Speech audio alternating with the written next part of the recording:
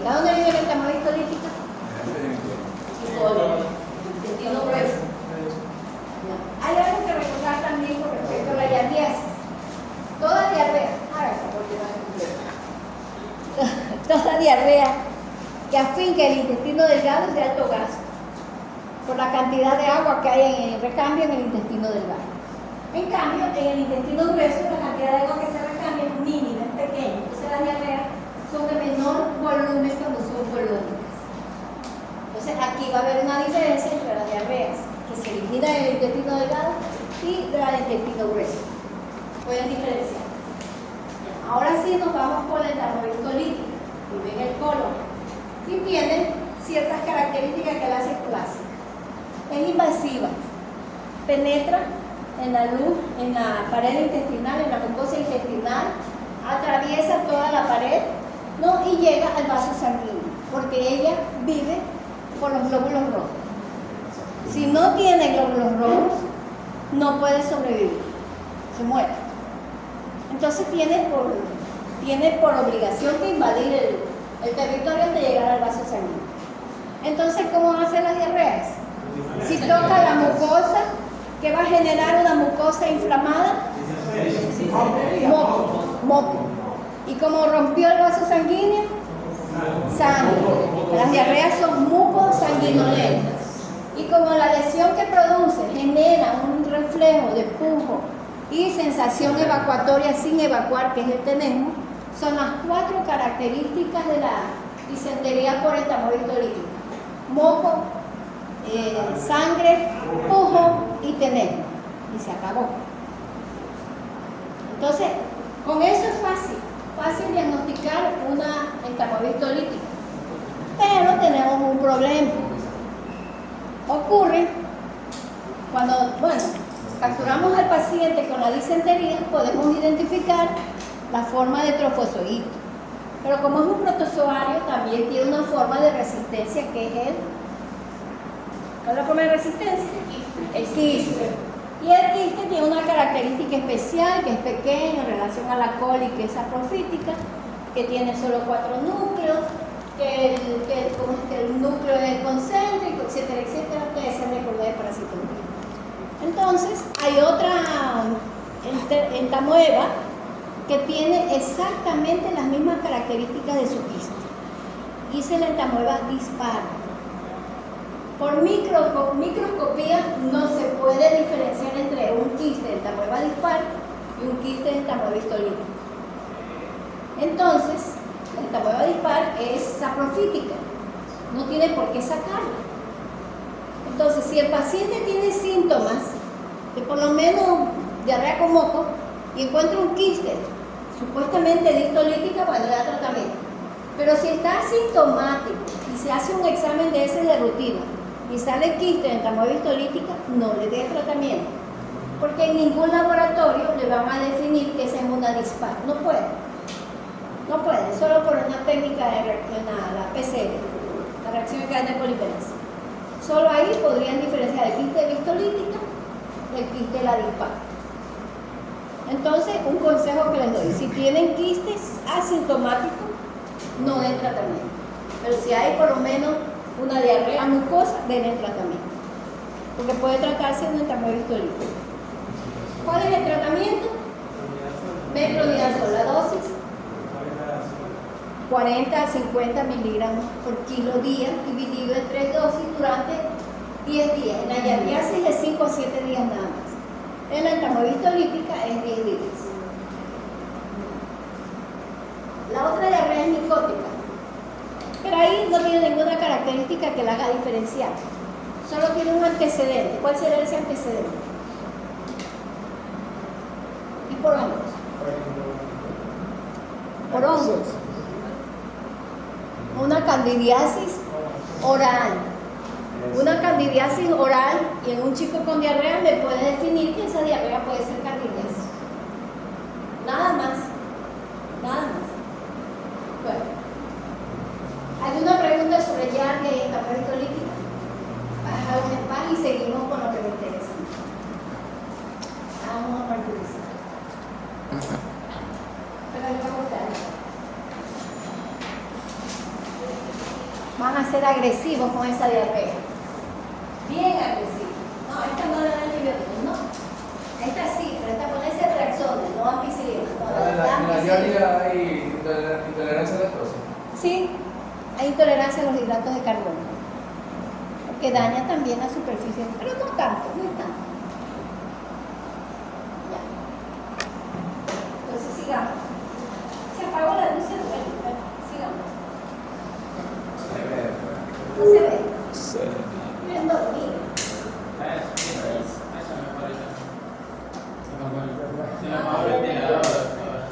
Bueno, entonces sabemos que la gastroenteritis es causada por múltiples etiologías y puede tener, ¿no? Manifestaciones locales y manifestaciones sistémicas. Las locales son el daño trófico en la mucosa intestinal con la presencia de diarrea y pérdida de nutrientes. Ya. Las manifestaciones sistémicas, porque es una invasiva en ocasiones inflamatoria, va a ser fiebre y los signos inflamatorios. Esa inflamación va a aumentar el requerimiento nutricional y como el chico ha perdido y requiere más, va a alterarse el estado nutricional.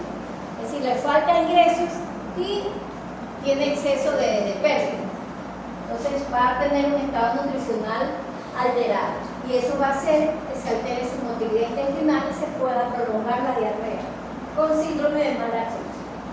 Todo esto va a estar acompañado de la presencia de otros síntomas como vómito y fiebre, anorexia, y el chico, como no quiere comer, aparte de tener mucha pérdida, ¿no? Va a restringir el ingreso. Y eso va a llevar a mayor desnutrición,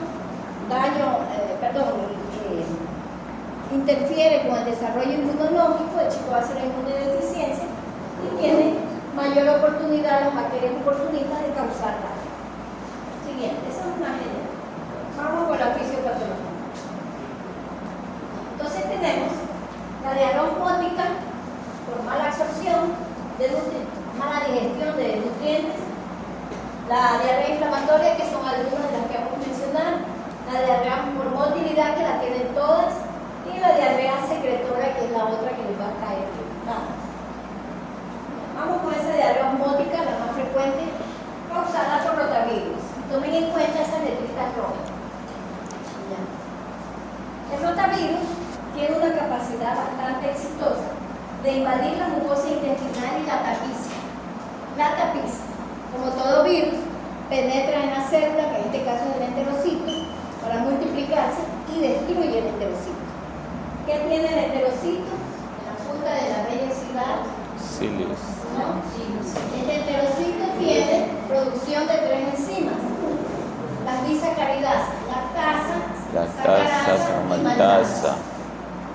Al destruir el enterocito, no va a barrer con eso y no va a producir enzima lactasa.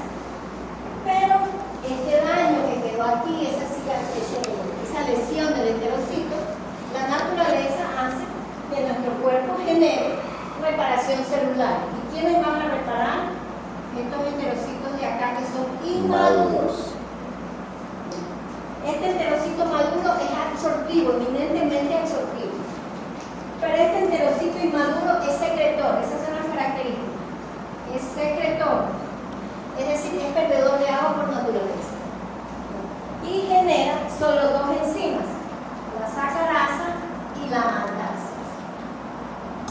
Sí la genera, un poco la genera, pero la lactasa solo es de la madurez del enterocito. Exclusivamente el enterocito maduro. Entonces, al migrar este enterocito acá, reemplazar, ¿no? ¿Qué va a ocurrir? Se produce el daño de la punta de la vellosidad y se absorbe nada. Y encima yo le pongo estas células que son secretores. Entonces ahí está la primera causa de pérdida de agua en la diarrea por rotavirus. La primera causa. Lesión en la mucosa con destrucción del enterocito, que es responsable de la absorción, ¿no? Y el mecanismo principal de la inducción de la diarrea es aquel que no puede absorber, Y esa lesión es cubierta por células que son eminentemente secretoras, que son las de la clínica. Entonces, ese es el primer mecanismo de producción de diarrea. ¿Se entendió eso? Ya, el daño directo de la mucosa pierde la capacidad absortiva y aumenta la capacidad secretora. Ya. Bueno, pero aquí ya tenemos un elemento más que va a influir en la diarrea, en el volumen de la diarrea. Esas lesiones van a cambiar, depende de la gravedad de las lesiones, van a demorar en curarse para que este enterocito inmaduro, se transforme en maduro. Tiene que pasar un tiempo entre 72 horas y 5 días, entre 3 a 5 días. Normalmente 3 días, pero un intestino sano, que tiene todo. Pero un intestino enfermito va a demorar un poco más de 5 días. No, y es importante que recuerden ese plazo, 3 a 5 días.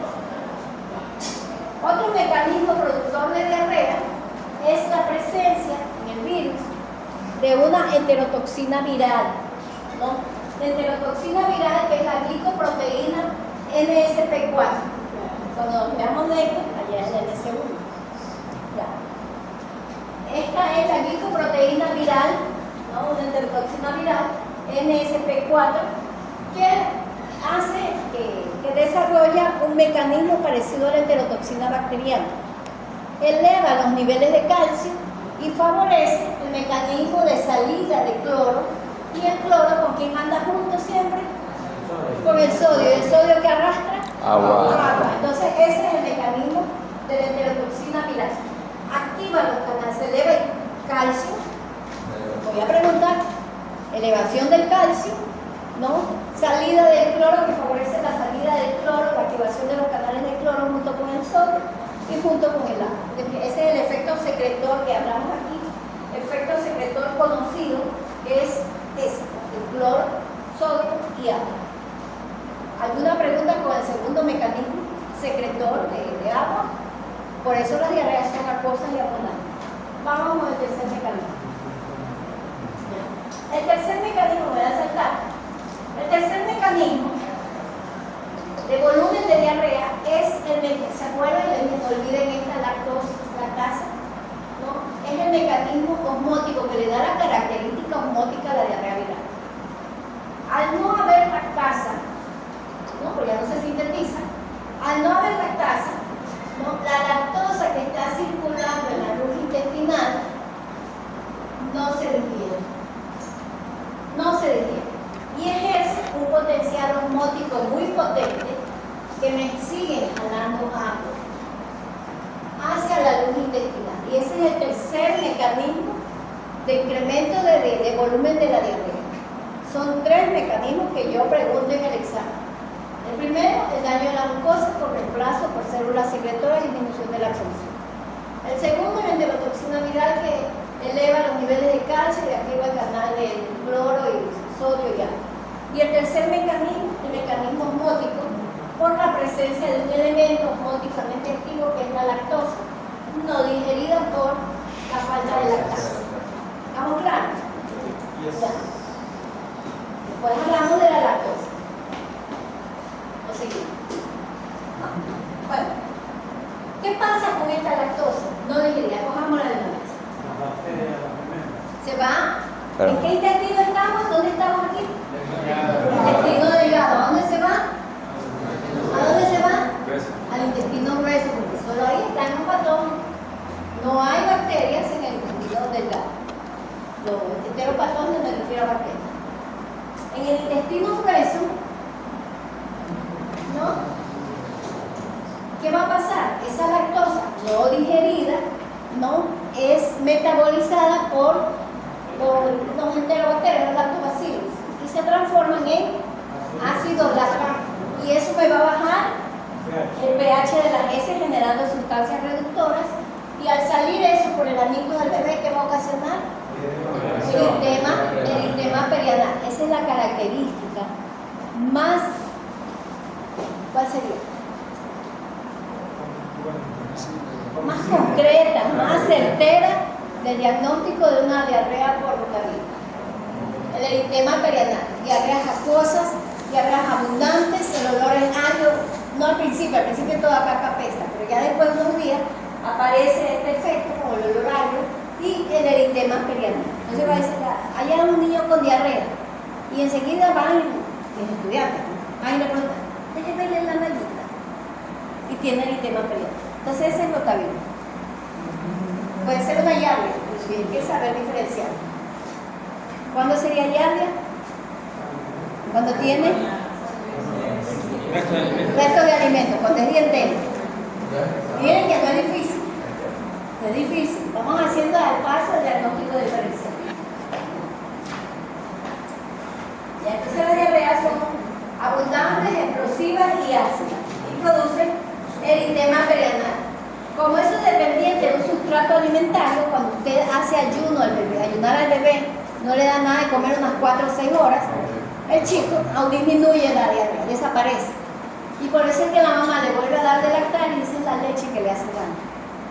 No es verdad, hay que explicarle a la mamá este mecanismo que va a demorar ¿cuántos días? 5 días. 3 a 5 días. No, díganle de 5 días, pero puede ser que con el tratamiento de movimiento. Pero que no le quite la leche, porque va a ser peor después. Bueno, entonces,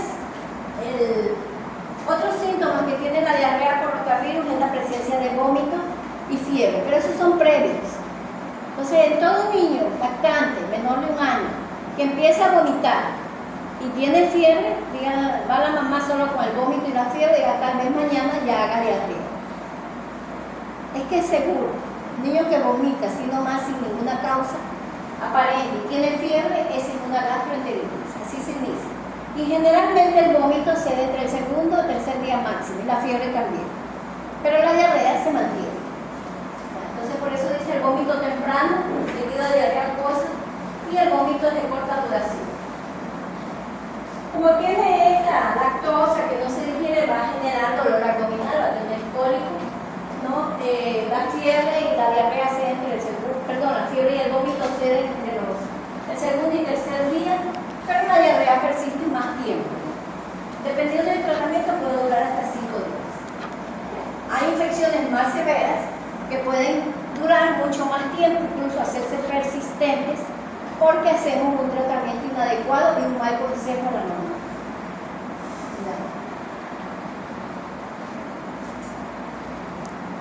Aquí está lo que les mencionaba, la vida media del enterocito más, o sea, para que madure el enterocito aproximadamente 5 días. Con buena alimentación es medio.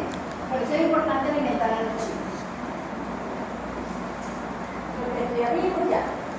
Hay una pregunta sobre los 3 mecanismos productores de diarrea. Estamos claros en eso.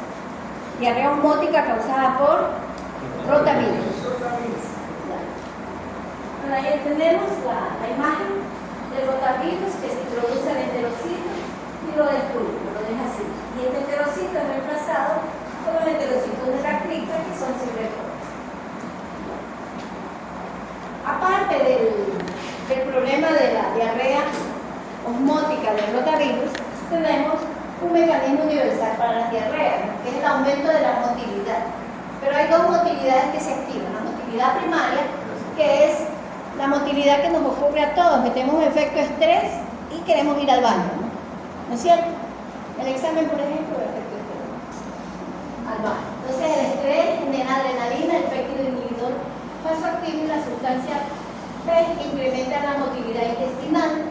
Al aumentar la motilidad hay menos oportunidad que la superficie absortiva absorbe el líquido que está circulando y se produce una cantidad mayor de agua que presente en el intestino, lo que causa la dilatación intestinal, la distensión del ácido, lo que activa el mecanismo secundario de motilidad, la motilidad secundaria. Eso va a incrementar aún más la velocidad de tránsito, disminuye el tiempo de contacto y disminuye el proceso absortivo. Y todo eso es el efecto motor de la diarrea. Todas las diarreas tienen ese efecto de motilidad, todas. Primaria y secundaria. Primaria, estrés. Secundaria, dilatación del asa por el volumen. ¿Alguna pregunta? Chicos, ¿preguntas? sigamos, vamos con esa diarrea secretoria. Y se va poniendo complejo, va aumentando la complejidad de la diarrea. Y aquí tenemos Escherichia coli, ya pasamos una bacteria. ¿Dónde viven las bacterias? En el colon. Pero este Escherichia coli es la que tiene los sicarios que las manda al intestino delgado las toxinas. El enterotoxigénico. Es el efecto toxigénico el que nos interesa, porque el Escherichia coli está por allá sin hacer nada. Cuando usted come algo en la calle, por ejemplo, ya aquí ya no nos podemos enfermar de enterotoxigénica, pues ya no hay.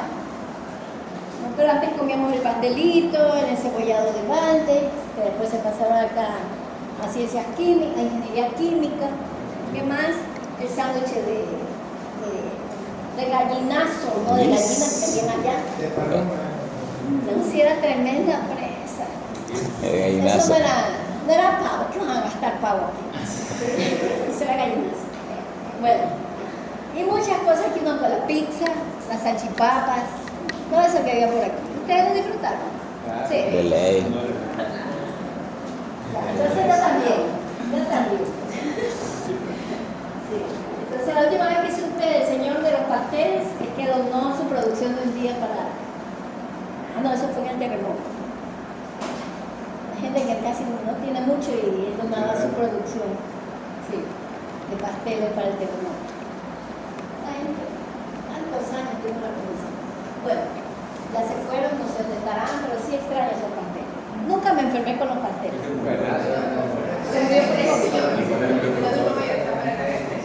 Con limón nomás. Sí, no lo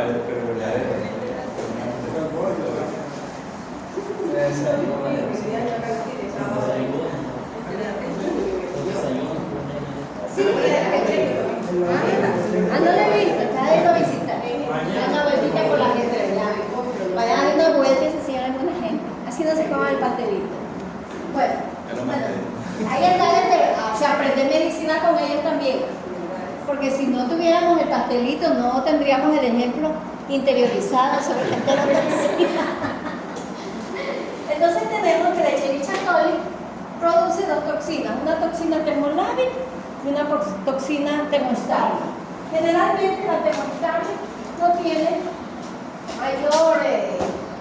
mayor efecto porque activa la guanil ciclasa que tiene poco efecto secretorio, no nos interesa mucho. Pero la toxina termolábil sí nos interesa porque esa es la que tiene el efecto secretor muy grande. Entonces, ¿qué hace? La toxina termolábil estimula la adenilciclasa. Al activarse la adenilciclasa, me incrementa los niveles de AMP cíclico. ¿Qué hace el AMP cíclico?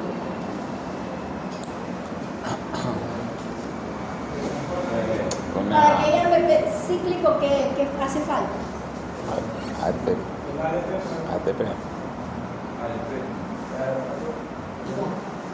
ATP.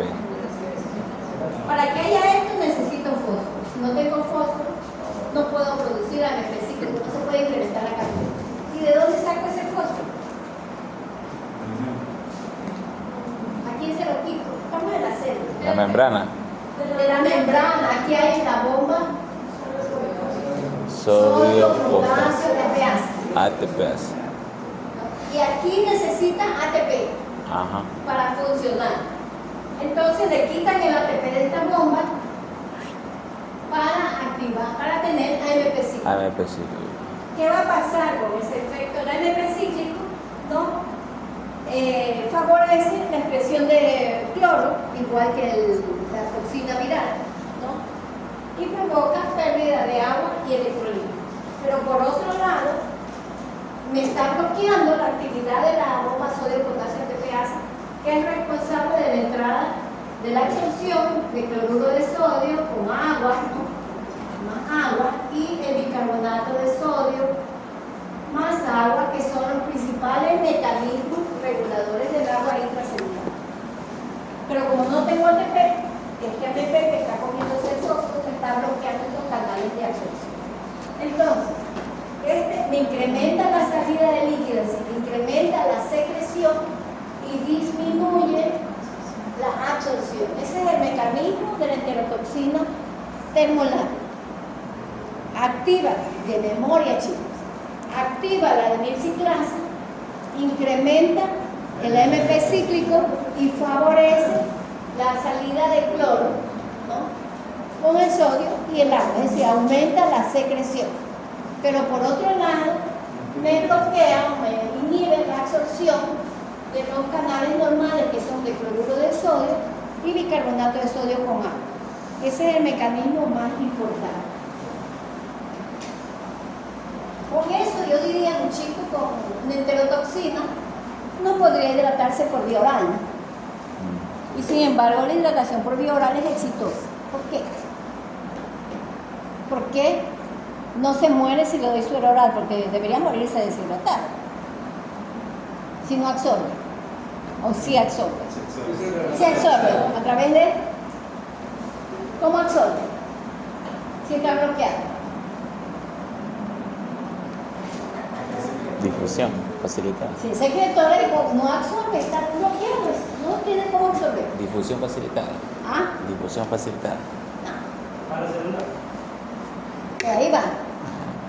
Los canales vasocelulares laterales. Ah, ya. ¿Qué hay allí? Allí hay un mecanismo que se llama transporte acoplado. ¿Ya se van acordando? Acuaporinas. Bioquímica. Acuaporinas. Nada. Sodio-glucosa. Ay. Es el transporte acoplado sodio-glucosa que me favorece la absorción de agua y es muy eficiente, muy eficiente, que tranquilamente puede vivirse en esto y se recupera con el transporte acoplado. Pero para eso, ¿qué tiene que tener la solución? Sodio. ¿Qué debe tener la solución? Sodio. De hidratación. Sodio. Cloro de Sodio sodio. y glucosa. Glucosa. Y agua, lógicamente. Y agüita. Me da una cucharada de sal con azúcar y ya. Entonces, por eso el suero oral tiene glucosa, tiene citrato de potasio, cloruro de sodio y agua, lógicamente. Entonces, por eso se absorbe, se mantiene el paciente vivo. Eso lo descubrieron cuando empezaron a morirse los pacientes con cólera. Con cólera se morían todos, ¿no? Pero una vez que empezó el suero oral a circular por el año 1970 y algo, ¿no?, se dejaron de morir por cólera, porque se descubrió ese mecanismo. Antes de que descubrieran el mecanismo de transporte acoplado sodio-glucosa, el suero oral era agua y sangre, nada más. Cuando ya le incrementaron el azúcar, se terminaron de morir, porque empezaba a funcionar este transporte acoplado sodio-glucosa. Es importante conocer la historia, cómo fueron descubriendo estos pasos para hacer eficiente esa solución. La solución ha evolucionado, la de suero oral. Incluso el sodio, que era sodio 90, ahora es sodio 75. Veamos a ver por qué. Bueno, entonces ya sabemos el mecanismo productor de las enterotoxinas. La enterotoxina termolabio. Activa. ¿A quién? La adenilciclasa. Me incrementa AMP cíclico y aumenta la secreción y disminuye la absorción. La absorción. Esta termolabio tiene dos subunidades, ¿no?, que es la A, la subunidad A, que es la toxina específica, y la B, que actúa como un facilitador de ingreso de la subunidad A al enterocito. Simplemente es un transportador. Este es el agente productor de enterotoxina. La Escherichia coli enterotoxigénica es la productora de la diarrea del viajero. Cada que nos vienen a visitar y se van a comer a las huecas, no terminan con una enterotoxina. Ahora, ¿cómo es la diarrea? ¿No? El periodo de incubación es corto. Es corto. Recordemos que hay otras bacterias que producen enterotoxina. ¿Cuáles son? Aquí estamos hablando de Escherichia coli enterotoxigénica. He mencionado el cólera. ¿Qué otras bacterias me producen toxina? Shigella. Aparte de las que ya voy a mencionar. Ah, ya. La salmonella, ¿cuál más? Salmonella típica. El Bacillus cereus del calentadito de arroz ahí. ¿Qué más? Buenas. Ese calentado. El de fin de año. Campylobacter no tanto, pero ahí falta la estafilocosis, ¿no? Y también la del Clostridium, ¿no? La del Clostridium perfringens.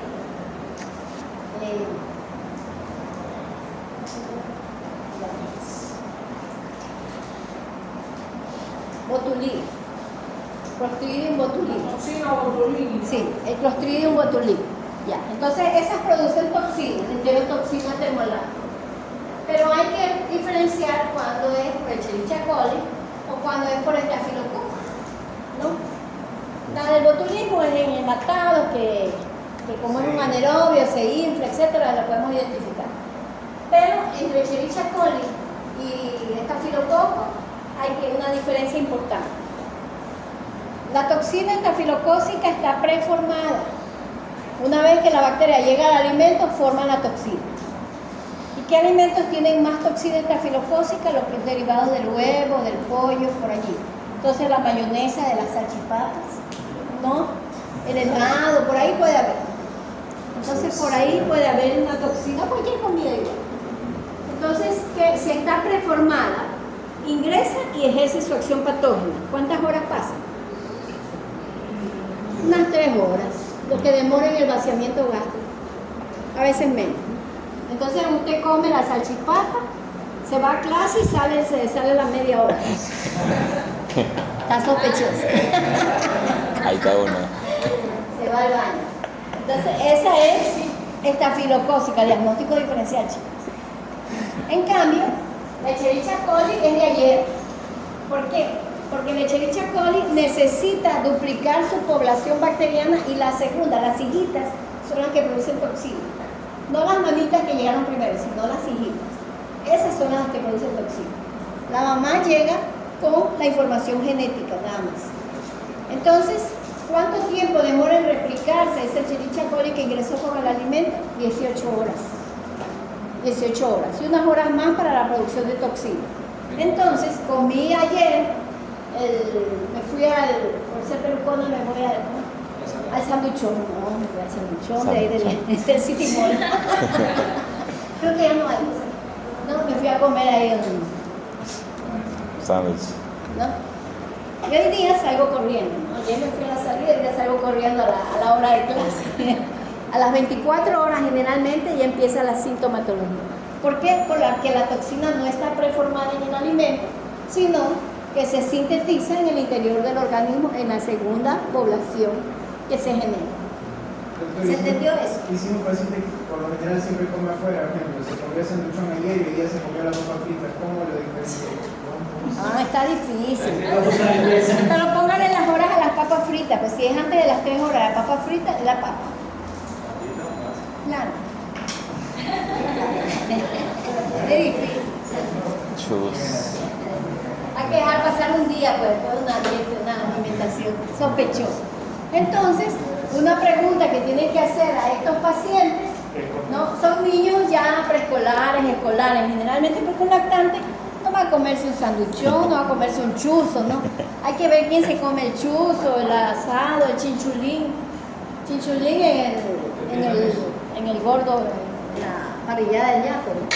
Pero en la calle es la tripita asada, es lo mismo. Es lo mismo, para pelucones chinchulín, para los demás tripita asada. Tripa Es la misma Escherichia coli. Entonces, es más cara, pero es más rica. Yo no como porque ahí sí soy muy sensible. Pero me da unas ganas. Sí. Yo que todo el mundo come alrededor mío. Me aguanto. No me gusta mucho el chinchulín de la parrilla de ñato. No me gusta. No tiene. No sé, no es lo mismo. No tiene la Escherichia coli. Entonces es importante preguntar qué comió ayer. A la mamá se le pregunta qué comió ayer y la mamá dice, no, es que me lo llevé a comer a la calle, se comió una parrillana, se comió un chuzo, un chinchulín, y eso les pongo en el examen, ¿no? Un antecedente de haberse comido una parrillada de ñato. Tiene ese antecedente. Siempre deben preguntar el antecedente. Bueno, entonces, ¿cuáles son las manifestaciones clínicas? La diarrea es acuosa, también es de moderada cantidad, pero también es abundante. Se parece a la rotavirus, ¿no? Acuosa, abundante. El olor es la diferencia. ¿Cómo era el olor de la rotavirus? Ácido, aquí apesta. Ácido y aquí apesta. Bueno, así que no sé, apesta. El momento en que la gente llega a su casa, al baño, hay que hacer evacuación.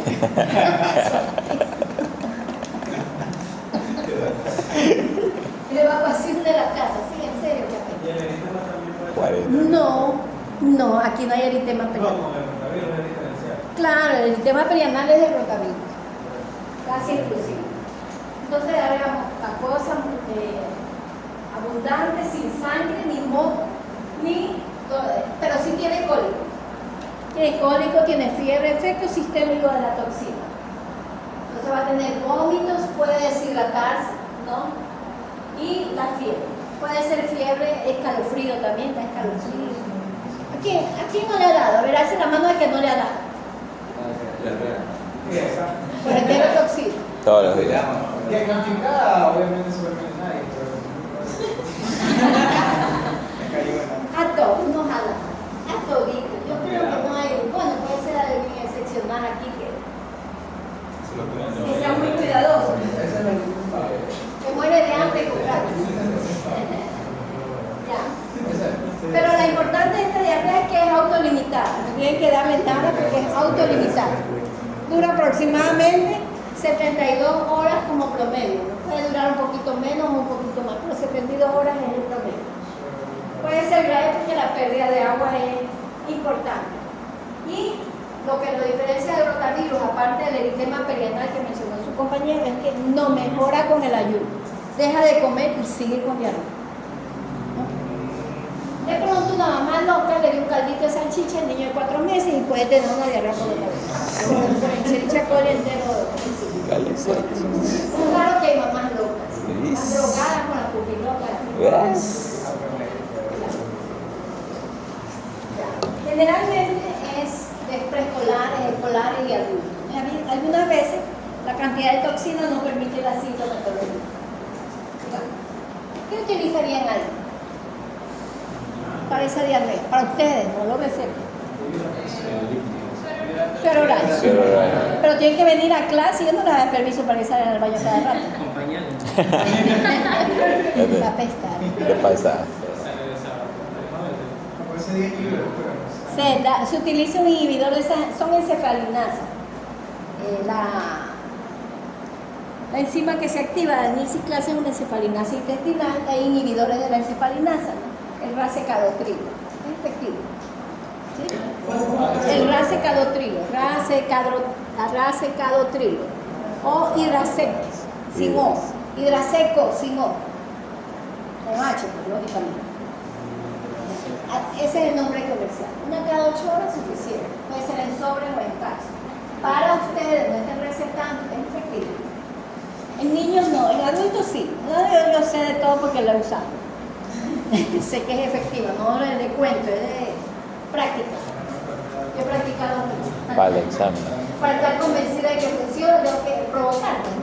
Claro. Comer el chinchulín un día, sacrifico por la ciencia. Por A ver eso. si es verdad que funciona. Bueno, entonces aquí tenemos, ¿no? El resumen: estimula la anisiclasa, aumenta el AMP cíclico, va a ser igual en la Escherichia cólera, ¿no? En el Escherichia coli, en la diarrea por toxina botulínica, por la toxina estafilocócica, ¿no? Por la toxina de la salmonela también.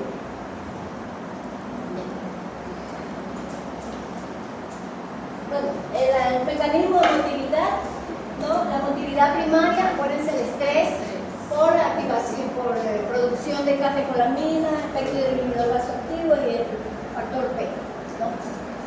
Esto va a hacer que aumente la velocidad del tránsito intestinal, lo que disminuye la absorción, aumente el volumen, distensión de asa. Eso lo repito a cada rato para que no olviden la motilidad primaria y secundaria. Sigamos. Ahí tenemos el esquema del Vibrio cólera. Vibrio cólera que ha causado muchas muertes, pero ya no más. Hasta que aprendimos a controlar, ¿no? Entonces, tenemos el mismo mecanismo de producción de AMP cíclico, ¿no? Captura el fósforo del ATP y bloquea los canales de absorción.